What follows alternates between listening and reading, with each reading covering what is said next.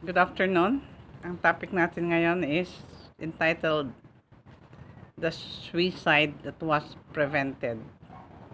So, ang isang literature evangelist, like me, I'm a literature evangelist, sa Lahore, Pakistan, he hailed a horse-drawn taxi. Yung taxi sa kanila ay yung parang hinihila ng kabayan na sasakyan, and then I'll take him to the territory kung saan gusto niya mag-work as a canvasser. Strangely, when they went into the opposite direction, for the driver of the horse-drawn taxi could not um, get his horse turned around.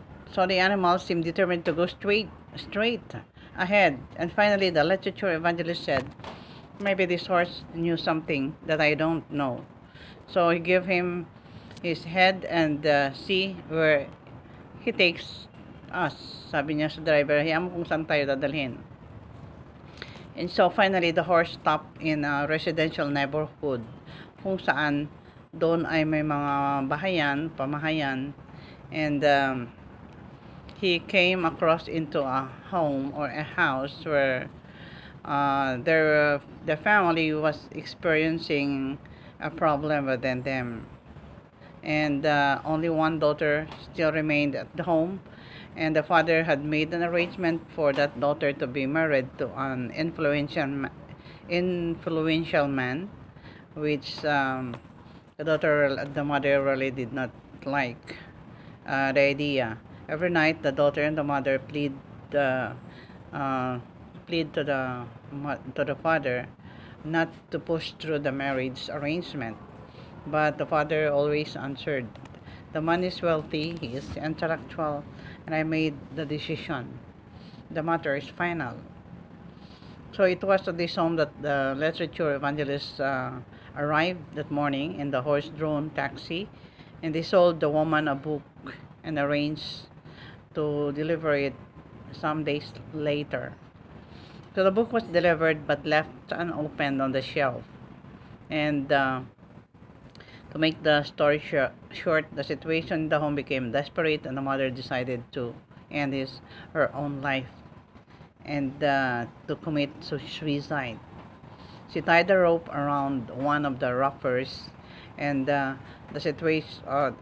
By standing on a chair, she made a noose, but found that the rope was too short.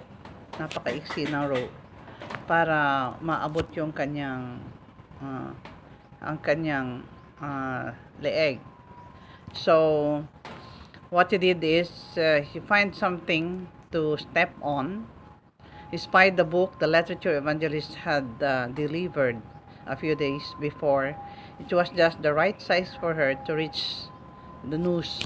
So she picked up the book, and there seems to be a voice that is talking to her to say, why don't you unwrap the book and read before you kill yourself?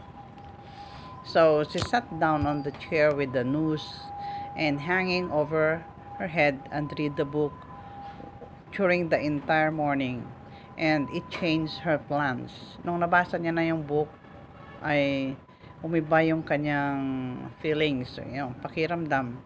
And here, hope came into her heart. Nagkaroon ng pag-asa yung kanyang puso. And eventually, she became a faithful Seventh-day Adventist. So, wherever there are problems that you may be encountering right now, you are watching on this blog, maybe some darkness that is engulfing you, or maybe some other related problems that may disturb you and lose hope. Here, God is willing to substitute that um, with hope, that God is um, preparing for you, preparing a heavenly home that will be prepared for you if you will be faithful, and that God is giving you hope in spite of darkness that we can see around, the problems, the calamity, and even this pandemic that we cannot see around us. Okay, God is always here, on our side to help us, to encourage, to give us hope, and survive whatever circumstances we are facing.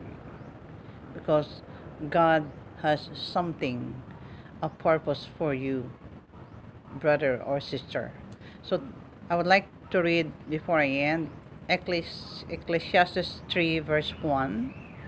To everything there is a season, a time for every purpose under heaven. Thank you for watching, and may God bless us today.